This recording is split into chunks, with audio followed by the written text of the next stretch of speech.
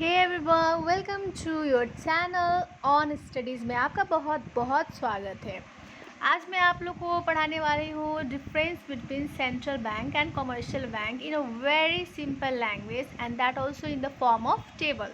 ठीक है, और ये एक सिलेबस है, आरबीआई ग्रेड बी का भी है और ये मोस्टली आपको मैनेजमेंट अगर आप पढ़ रहे हो तो इस उसमें भी ये सब आता है और आपको जनरल नॉलेज के लिए भी बहुत ही इम्पॉर्टेंट होता है difference between commercial bank and central bank.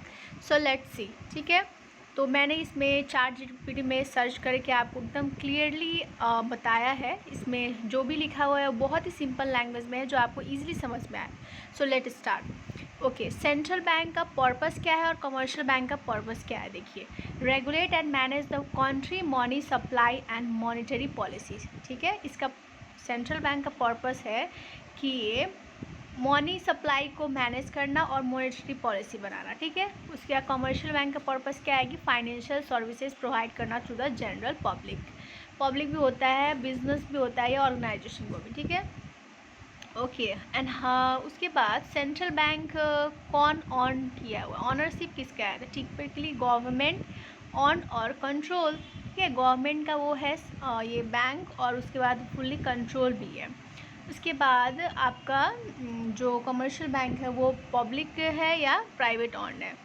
Function अब पता करते हैं कि सेंट्रल बैंक का फंक्शन क्या है। सेंट्रल बैंक क्या है कि आपको क्या करता है, कंट्रोल इंटरेस्ट रेट, मतलब इंटरेस्ट रेट जैसे होता है ना कि इंटरेस्ट रेट जब मन करे तो ज़्यादा कर दिए, जब मन करे बढ़ा दे, तो वो चीज़ को वो कंट्रोल करता है। उसके बाद मैनेज फॉरेन रिज़र्व सबको भी क्या करता है, उसको भी मैनेज करता है। इसका मेन फंक्शन है। और इशू क्वाइंस करेंसीज भी इसका सबसे मेन इंपॉर्टेंट फंक्शन है, ये नहीं बोलना है। ठीक है, उसके बाद आपका कमर्शियल का फंक्शन होता है, it accept deposits and also provides loan to the general public या और बैंकिंग सर्विसेज। ठीक है, उसके बाद इसके क्लाइंट कौन कौन है? ठीक है, इसके क्लाइंट गवर्नमेंट है और कमर्शियल बैंक भी है। ठीक है, अगर गवर्नमेंट को पैसा चाहिए तो कहाँ से लेगा? आरबीआई से लेगा, और कमर्शियल बैंक को चाहिए तो भी क्या करेगा? आरबीआई से लेगा। ठीक है, और इसके कमर्शियल बैंक के क्लाइंट कौन कौन है? आपके जनरल पब्लिक है, ओके, बिजनेसेस है एंड ऑर्गेनाइजेशन है, बड़े बड़े ऑर्गेनाइजेशन। ओके, देन बड़े और या छोटे भी हो सकते हैं, लाइक बिजनेसमैन वो सब भी होते हैं, जो जिसके छोटे छोटे स्मॉल बिजनेस होते हैं वो भी लेते हैं, वो भी क्लाइंट है हमारे कमर्शियल बैंक के। Than after comes to the profit motive. हाँ, प्रॉफिट मोटिव क्या है इस बैंक का? ओपन मतलब कोई भी चीज़ अगर हम लोग ओपन करते हैं, ऑर्गेनाइज करते हैं, इस्टेब्लिश करते हैं, तो उसका सबसे पर्पस तो एकदम पहले आता है कि क्यों उसको हम लोग खोल रहे हैं। तो सेंट्रल बैंक का प्रॉफिट क्या है? It is not profit driven. ठीक है, इसका जो मकसद है वो प्रॉफिट लेना नहीं होता है, बस फोकस करता होता है कि इकोनॉमिक स्टेबिलिटी को बनाए रखना।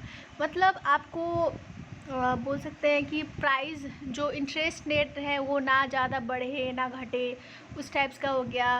उसके बाद प्राइस स्टेबिलिटी लाना, इन्फ्लेशन को कंट्रोल करना, ये सब इसका मोटिव होता है। देन आफ्टर जो कमर्शियल बैंक है वो टोटली प्रॉफिट मोटिव ही होता है। इसका एम्स ही होता है कि हम लोग ज़्यादा से ज़्यादा क्या करें, प्रॉफिट कमाएं। देन आफ्टर एग्जाम्पल आप देख सकते हैं, जैसे फेडरल रिजर्व हो गया यूएसए में, यूरोपियन सेंट्रल बैंक हो गया ईसीपी में, और नेपाल राष्ट्र बैंक भी हो गया नेपाल में। ठीक है, वैसे कमर्शियल बैंक आप देखिए JP Morgan Chase HSBC, bank of America, ये सब हो गया था ना। तो मॉनेटरी पॉलिसी क्या होता है?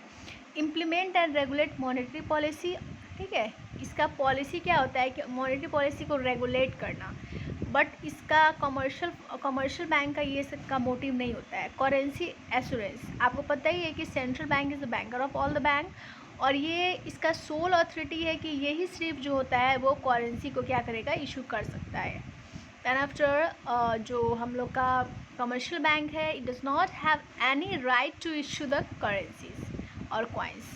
Then after coming to the banking supervision, क्या हो सकता है इसका? तो regulate and supervise commercial bank. ये किस चीज़ को सुपरवाइज करता है? ये जो हम लोग का सेंट्रल बैंक है किस चीज़ को, किसको देखता है? तो आप बोल सकते हैं कमर्शियल बैंक को देखता है, और जो कमर्शियल बैंक होता है वो किसको सुपरवाइज करता है? Subject to regulation and supervisions on by the central bank. ठीक है, इसके बाद lender of last resort, yes it is the lender of last जो provides emergency fund to the financial institutions. ठीक है। ये सेंट्रल बैंक क्या करता है, इमरजेंसी फंड प्रोवाइड करता है। अगर मान लो कि कमर्शियल बैंक के पास पैसा ख़त्म हो गया हुआ है और it needs in time of emergency, then RBI grants loan to them in certain percentage charge, interest rate charge करता है, ऐसे नहीं देता है फोकट का। Okay, then after borrow from the central bank in the time of need. तो ये क्या करता है, और लेंडर ऑफ लास्ट मतलब सेंट्रल बैंक क्या करता है, कमर्शियल बैंक को प्रोवाइड करता है लोन, ठीक है, इमरजेंसी फंड। और ये जो कमर्शियल बैंक है वो क्या करता है, पैसा मांगता है सेंट्रल बैंक से in the time of need. तो आप यहाँ पे देखो, this tables provides a basic overview of difference between central and commercial bank, focusing on their role, function and objective. Thank you. अगर आपको पसंद आया होगा, अगर पसंद आया होगा अगर मेरे वीडियो, अगर आपको मेरा बात समझ में आया हो, डीलिंग समझ में आया, देन प्लीज़ मेरे वीडियोज़ को लाइक ज़रूर करना and also share to your friends. Thank you.